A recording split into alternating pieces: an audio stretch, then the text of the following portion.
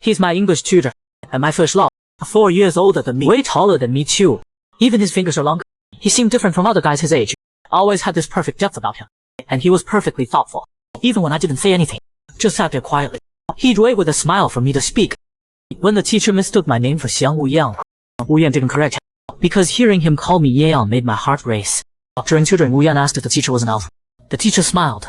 Do I seem like an alpha teacher? To Wuyang, he really didn't seem like one, because the alphas I knew were intimidating and scary. And they always bullied me. After a moment, Wuyang answered his question. No, you don't seem like an alpha. That, the teacher laughed. Just like that, his radiant smile burned into Wuyang's eyes. After that day, Wuyang looked forward to tutoring every day. Because he was chubby and didn't talk much. Wuyang got bullied a lot at school. When classmates picked on him, Wuyang usually stayed silent.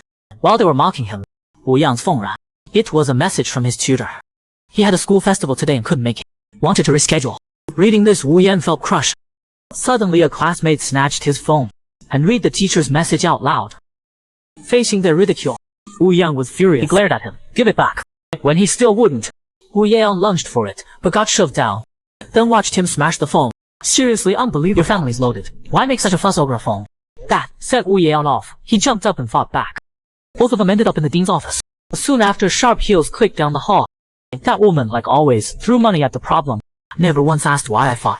She just kept checking the time and said this. I don't have time to drive you home. Take a cab. This should cover it.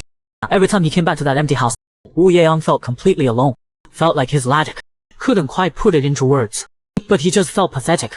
Today's tutoring was tense. Meant he'd be alone until late. Felt like it'd be better to just disappear. Vanish from this world without anyone noticing. Half asleep, Wuyang heard the doorbell. Strange, no one should be here. Through the intercom, he found out it was his teacher. Wuyang rushed outside. The teacher was out of breath too. Thank God. Thought you weren't home. Festival ended early, so I can still teach today. I called but you didn't pick up. Wuyang's eyes welled up with tears. The teacher quickly asked if something happened.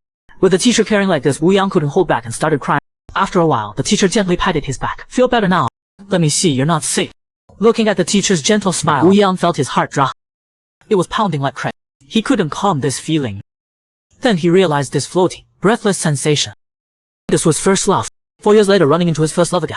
But he didn't recognize it. My friend Danny called asking why I came back to Korea without telling him. Is that all we are? Wuyang wandered campus looking for building A. Told him, yeah, that's all we are. And I didn't hide it from you. I told you before, when I turn 20 I come back to Korea. Why are you getting worked up now? Danny asked if he wasn't 18. You didn't go there to find that guy. Wuyang froze. Danny kept going. That teacher you're always talking about. Then Wuyang's mind drifted back to that time. People say first loves never work out. My connection with my teacher ended when he went to serve in the military. He changed his number, and I ran to America. 4 years have passed since then. I became an Omega. My looks changed a lot. And I don't wear glasses anymore. If the teacher saw me, he'd never recognize me. When Wuyang said he had to go, Daniel was confused. Aren't you just visiting? Wuyang told him he came for college. Didn't waste more time with him. Found building A. After the welcome assembly, the freshman headed to the media room to register for. Staring at the course list, Wuyang was totally lost. A classmate came over, confused. Take this one and this one. Anything else you need help with? Catching his scent, Wuyang could tell he was an Omega. Relaxed a bit and asked how to pick electives. The classmate told him electives don't give many credits. If you're bad at math, pick something else. English is foundational but competitive. Another language would be better. You're good at speaking. Wuyang said just a bit. The classmate leaned in. This professor's a dominant Omega. So he's understanding with us, like about heat cycles and with stuff. With the classmates' help, Wuyang finished registration. A teacher came over and told everyone the welcome assembly was done. Freshmen who finished could head home. As Wuyang was about to leave, an upperclassman noticed her.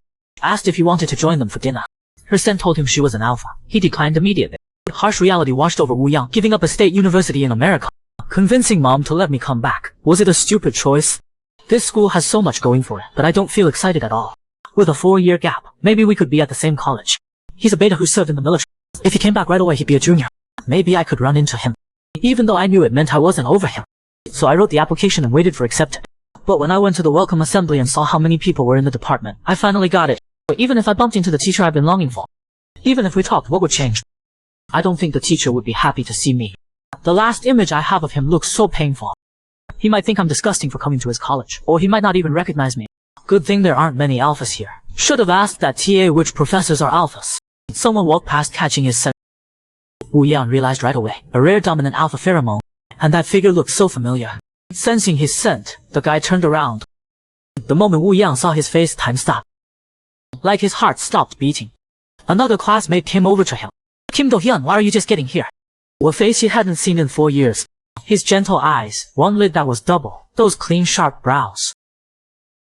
Wu Yang was certain it was him. There were so many things I wanted to tell him, achievements that if I told him, would make him smile and pat my head. But something felt off. Then Wu Yan asked that question again, are you an alpha? This time Du Haiyan answered yes. Knowing Du Haiyan didn't even want to remember their time together, Wu Yang felt crushed. After that day, Wu Yang drifted in a daze for weeks. By the time he snapped out of it, course registration was almost up. Not even 3 days into the semester and he'd been to the department office a dozen times, but his schedule was still a mess. He couldn't help asking the TA, you know Kim Do-hyun. The TA asked if it was about a club. Du Haiyan's president of the English Literature Reading Club. That's why you're asking, right?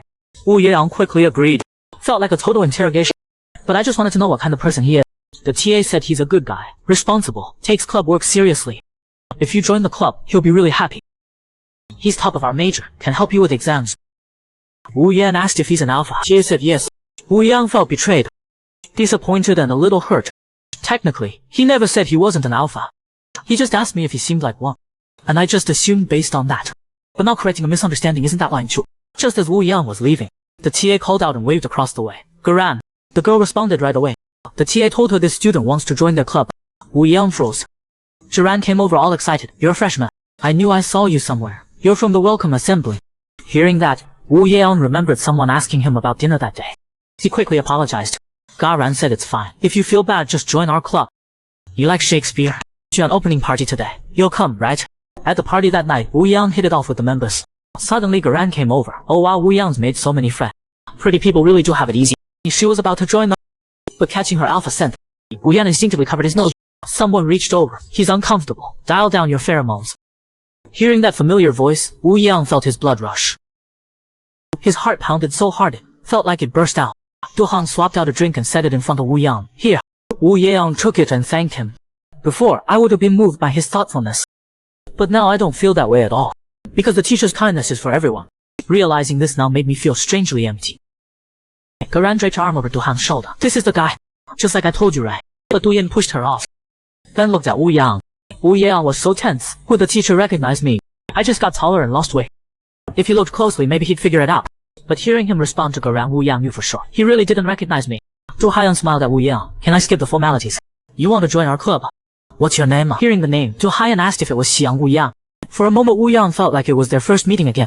If I said yes, would he call me Yang? But I knew it was time to fix the past.